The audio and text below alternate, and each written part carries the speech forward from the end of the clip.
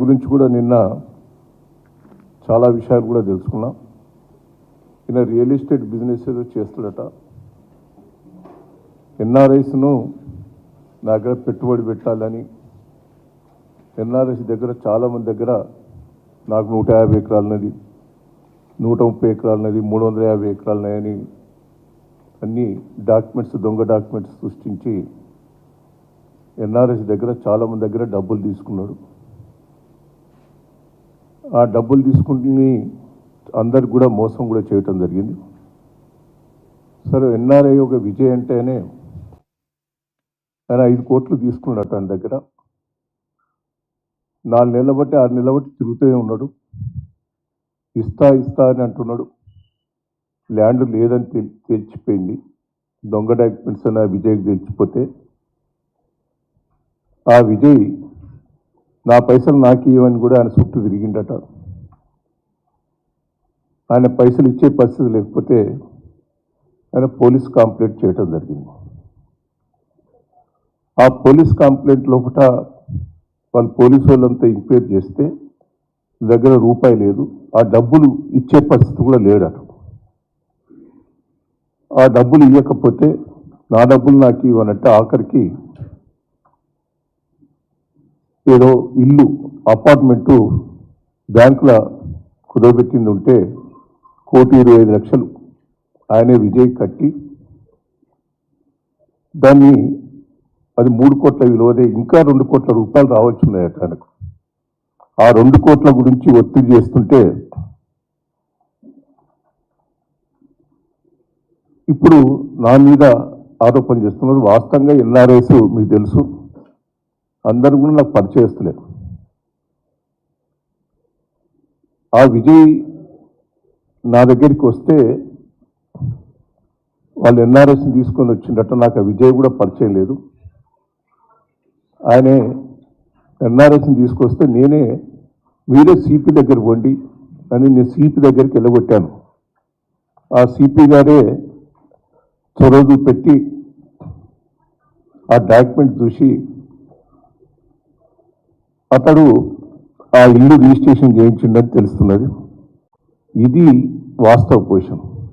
ఆయన మీద కూడా మీరు చూడండి, శరణ్ మీద కూడా చాలా కేసెస్ ఉన్నాయి. దొంగ డాక్యుమెంట్స్ పుట్టినిచ్చిన కేసెస్.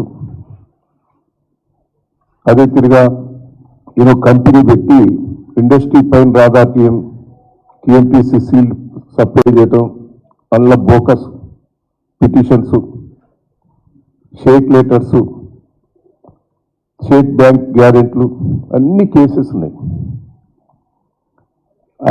ఆయన భార్య కూడా పాస్పోర్ట్ కూడా రద్దు చేశారు, భార్య పేరు మీద కూడా.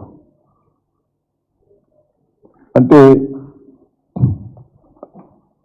ఇవన్నీ కేసెస్ కూడా ఉన్నాయి. ఇంకా పోలీస్ స్టేషన్లో చాలా కేసెస్ ఉన్నాయి ఆయన మీద. అసంటి వ్యక్తి డాక్యుమెంట్స్ సృష్టించి ఎన్ఆర్ఎస్ మోసం చేసి, అసంటి వ్యక్తిని దయచేసి మీరు ప్రోత్సహించొద్దనేది నా విజ్ఞప్తి. ఇంకా చాలామంది ఎన్ఆర్ఐస్ను మోసం చేసిన వ్యక్తి ఆయన. నేను రాజకీయాల్లో ఉన్నా, 40 ఏళ్ళ నుంచి మీరు చూస్తూనే ఉన్నారు.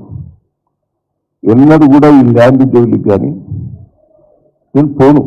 ఎవరన్నా దగ్గర వాళ్ళు వస్తే న్యాయం చేయండి, ఎటు న్యాయం ఉంటే అటు చేయమని చెప్తా తప్ప పలానాకు సపోర్ట్ చేసే వ్యక్తిని కాదు. నా రాజకీయ జీవితంలో ఎన్నడూ కూడా మచ్చలేదు. నన్ను ఎన్నో ప్రభుత్వాలు ఇరికియాలని ప్రయత్నం చేసినాయి. నేను ఎన్నడూ కూడా ఎక్కడ కూడా నేను ఇరకలేదు. ఇరికిచ్చే ప్రయత్నం చేసినా నేను ఒక్కటే మిమ్మల్ని అందరినీ రిక్వెస్ట్ చేసేది, వాస్తవాలు తెలుసుకొని నేను ప్రెస్ మీడియా వాళ్ళని రిక్వెస్ట్ చేస్తున్నాను.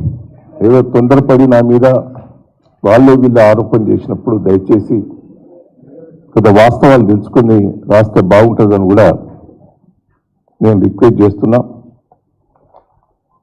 రెండవది, ఈ ఇళ్ళ కూడా నాకు ఇంట్లో సంబంధం లేదు. ఆ విజయ్ నాకు బంధువు అని చెప్తాను. ఒక నిమిషం రండి. ఆయన చెప్పింది ఏంటి, దయాకర్ బంధు పేరు మీద రిజిస్ట్రేషన్. మీరు ఇదన్నా ఒక్కసారి తెలుసుకోండి. ఆ విజయవాడ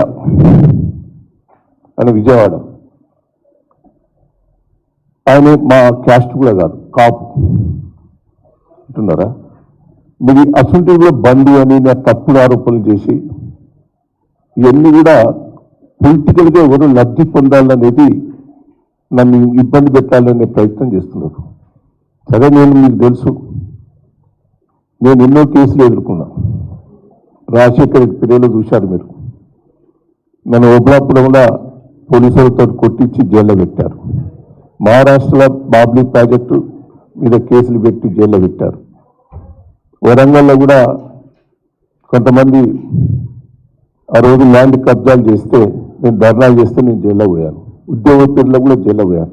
ప్రజల కోసం నేను పోరాటం చేశాను తప్ప ఎక్కడ కూడా ఇంతవరకు ప్రజలకు కానీ ఎవరికి కూడా అన్యాయం చేసిన చరిత్ర లేదు. కావాలని సృష్టించి దాని తప్పుడు ఆరోపణ చేస్తే దయచేసి దీన్ని వివరణ చూసి ప్రెస్ మీడియా వాళ్ళందరూ కూడా రాయాలి. ఆ విజయ్ది కూడా మీరు ఒక్కసారి